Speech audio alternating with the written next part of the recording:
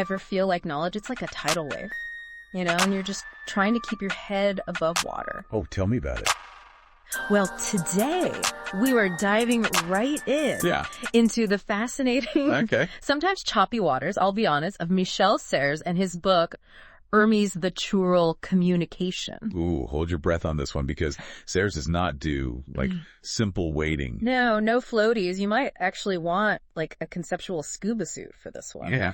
Now, this book, it's part of a bigger project, right, where Serres is tackling this huge question of communication everywhere. Everywhere. And I mean everywhere. Yeah. He goes from ancient myths to straight up math equations, all to try to figure out how we understand anything. Anything and everything, yeah. How do we even do it? Yeah, and that's what makes him so, I don't know, just mind-blowing. Right. He's got this knack for taking these totally separate fields, right? You would never think they have anything to do with each other. Totally. But he shows you these hidden connections. Yeah. The weird ways that we use language, symbols, metaphors, everything to just make sense of the world. It's like he's saying there's a secret code to the universe, and it's all about communication. Precisely. It's like cracking the code. Yeah. But, Yeah. don't worry if this is your first time even hearing the name Serres. Right. That's all right. We gotcha. That's what we're here for, to be your guides through all the dense, heady stuff. We will point out all the, intellectual treasures along the way. Yeah, we'll decode the jargon, make sure you have those, aha moments that make, wrestling with this kind of thinking so rewarding. I love those aha moments. Yeah. Okay, so to kick things off. Okay. Imagine, if you will, a philosopher who is obsessed with metaphors. Yes. And who finds inspiration everywhere. Everywhere. History, games, you name it. That's Michel Serres. He's like this intellectual magpie. Okay. Always collecting these shiny bits of insight from these totally different fields. Right, like a crow. Yeah. But here's the thing, okay? Serres, he doesn't see knowledge as this fixed, unchanging thing. Interesting. It's not like a completed puzzle neatly stored in a box. It's not like you solve it and you're done. No. Okay. More like a puzzle that's constantly being put together, taken apart, and then put back together again in new ways. Oh, I like that. Right. So it's living, it's breathing. That's a process. It's constantly evolving. Constantly evolving. And that changes everything about how we approach it, I imagine. Absolutely. Okay, I'm hooked. So how does that actually play out, though? Right. In practice. Let's take history, for example. Okay. What does Serres do with that? How does he view history? Well, most of us, when we think about history, we think about it as this straight line. This happened, then that happened. Exactly. This happened, then that happened, and so on. Yeah. But Serres is like, hold on. It's way more dynamic than that. Okay. He sees history as this messy, interwoven web of connection. Okay. Ruptures, reinterpretations. Yeah. So less like a timeline. Way less linear. And more like a tangled ball of yarn? Precisely. And that's because, for him, it's a conversation.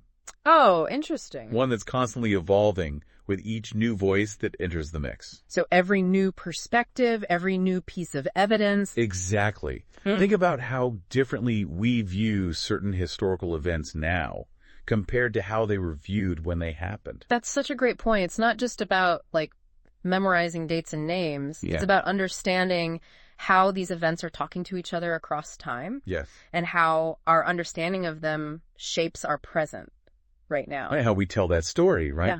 Because it's always being retold. Yes. It's never finished. And sometimes those conversations can get heated. Oh, I bet. Like when a new scientific discovery throws everything we thought we knew out the window. It's like, wait a minute, hold on. Gotta go back. Exactly. Yeah. That's Sarah saying, hey, the conversation just took an unexpected turn. Time to unravel that yarn and start a new pattern. Exactly. It seems like Serres is pushing for a much more active way of engaging with knowledge. Absolutely. He can't be passive. He doesn't want us to just passively absorb information. Yeah. He wants us to question assumptions. Yeah. Embrace those new perspectives you were talking about. Yeah. And just accept that there's always more to learn. There's always another twist in the story. Exactly. And sometimes that means going back and reinterpreting what we thought we already understood. Oh, like when you reread a book after a few years and you're like, wait a minute. Did I even read this the first time? I had a totally different takeaway. Yes. And that's what makes diving into Serres' work so rewarding. It's all about those aha moments, those shifts in perspective that allow us to see the world with fresh eyes. It's like you're seeing the world anew. Exactly. He's inviting us to join this exciting, ever-evolving conversation of knowledge. I like it. But with a good pair of waders on. You'll need them. Those waves are strong. Okay, so we're starting to get a feel for Serres' style, right? This whole idea of knowledge as this ongoing conversation. Right.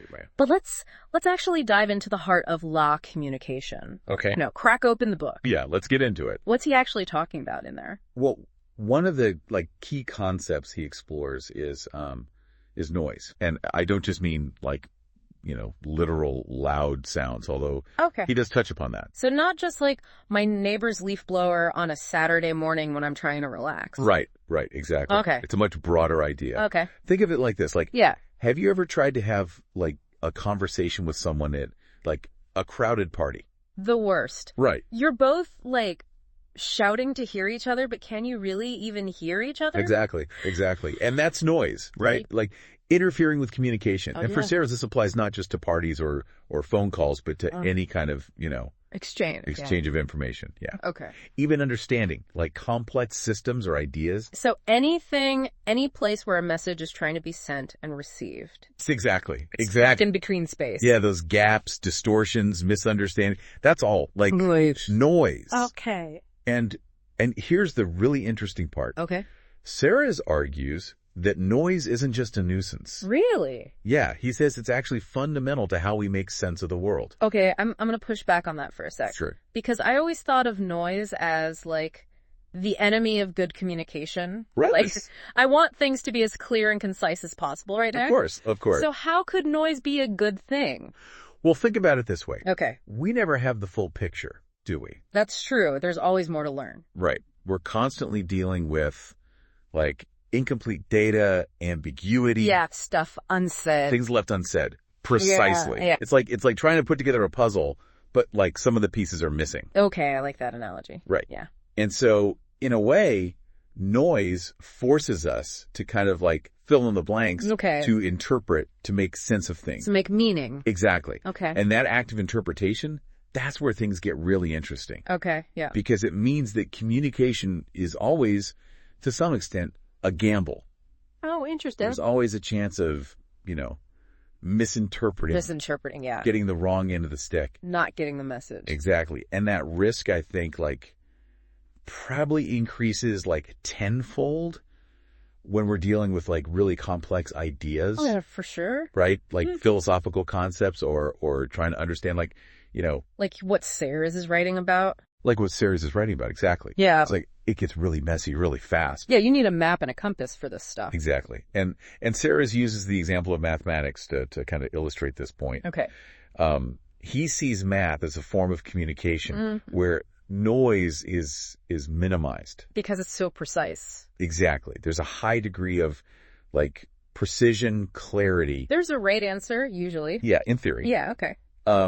But, and this is crucial, Serres also recognizes that even math has its limitations. Oh, interesting. Yeah, it can't perfectly represent the messiness, the complexities of the real world. It's still just a language, right? Precisely.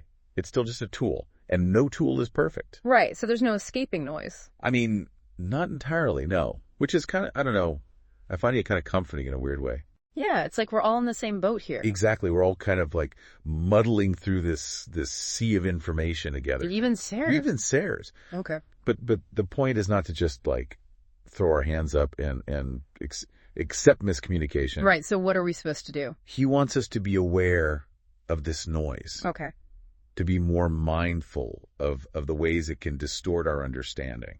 So to be more critical thinkers. Exactly. To really listen to what's being said, but also what's not being said. Yes. To pay attention to the gaps, the silences. The things that are left unsaid. And to not just assume we know what someone means. Because we might be missing something. Exactly. And to be open to revising our understanding. Okay, I like it. Now, one of the things that makes Serres so fascinating is that he doesn't just talk about these ideas in the abstract. Right, he uses examples. Yeah, he digs into really specific examples to show us how these ideas play out in the real world. Okay, and this is where it gets really interesting, right? Because he tackles things like geometry. Geometry, yeah. And this is classic Serres, right? Yeah. Because he connects these seemingly totally unrelated ideas. Right. He's looking at Descartes' work in geometry. Okay. But instead of focusing on the, math itself. Right, the equations. Yeah. He's interested in the way Descartes describes shapes, the language he uses. Interesting. And Serres, he finds this, he calls it this pre-mathematical order there. Pre-mathematical. So an order that exists before we even start using numbers and equations. Exactly. It's like this intuitive understanding of space and form. Interesting. So it's like there's this hidden structure, this order, the way we see the world, something deeper than just numbers and formulas. Yeah, and that's a really profound idea when you think about it. Yeah. I mean, it makes you question, what do we even mean by knowledge, right? Yeah. Is it something we invent? Or is it something that's already out there? Like we discover it. Yeah, built into the very fabric of reality. Okay, my mind is officially blown. Right. But you know what really surprised me when I was reading La Communication? What's that? Sarah's analysis of fairy tales? Oh, yeah. What do Cinderella and geometry have in common? Right. It seems like a weird combination. It does. It seems very strange. Yeah, but Serres, he sees these, he sees these hidden structures of communication, everywhere. Okay. Even in something as seemingly simple as a fairy tale. So he's not just looking at, the surface level of the story, the plot, the characters, the glass slipper, all exactly. that. He's digging deeper, right? Uh-huh. He's focusing on things like wordplay, transformations, the way language itself is used to create meaning. Okay. So for example, in Cinderella, right? Yeah. He's fascinated by how words can shift and change meaning, just like Cinderella transforms. Changed from the servant girl to the princess, right? Exactly. It's this idea of metamorphosis, both in the story and in language itself. So even in these fantastical stories, these fairy tales, Sarah's finding these echoes of how we communicate in the real world. Exactly. How we use language to make sense of our experiences. And that's what makes him so brilliant, I think. Yeah. He takes these things that are familiar, right? Huh. That we think we know, like a fairy tale. Yeah, we all know Cinderella, yeah. And he reveals these hidden depths to them, Their connections to these big philosophical ideas about communication and knowledge. Right. It's like he's saying these stories that they have something to teach us. Exactly. Don't underestimate the power of stories. I love that. Even the ones that we tell children. Yeah, there's a depth there. Absolutely. I love that. Yeah. No, I gotta be honest, I found La Communication to be a challenging read at times. Yeah, it's not an easy book. No, Serres doesn't he doesn't really spoon feed his readers. No, he definitely makes you work for it. Yeah, there were definitely moments where I was like, I don't know if I'm getting this. Okay. I felt a little lost, I hear you. Over my head. But here's the thing, even when it's tough, it's so worth sticking with it. Okay. Because when you grasp one of Serres' ideas, it's like a light bulb moment. It's like a light bulb goes off, Totally. It's like that feeling of finally understanding a difficult concept in school. Yes. And you're like, yes, I got it. The sense of accomplishment. The satisfaction. It's so rewarding. Okay, so for those of us who are willing to take the plunge, yeah. What's one concept that you think is worth wrestling with, even if it seems a little dense on the surface? Okay, well, one that comes to mind is Serres' discussion of Leibniz's idea of pre-established harmony. Okay, that sounds very intimidating. It sounds really intimidating. Yeah. But it's a really fascinating way of thinking about how the world works. Okay, break it down for us. Okay. What is pre-established harmony, and what does that have to do with communication? Okay, so basically, Leibniz argued that God created the universe in this perfectly synchronized way. Okay. Like a giant clock where every gear fits perfectly with every other gear. So everything is in its place. Exactly. It's all working together. But here's the kicker. Okay. There's no direct interaction between the parts. Oh, interesting. They're all working in harmony because that's how they were designed from the beginning. So it's like a perfectly choreographed dance, but none of the dancers are actually leading or following. Yeah. They're just all moving together in this perfect synchronicity. Yeah. Exactly. And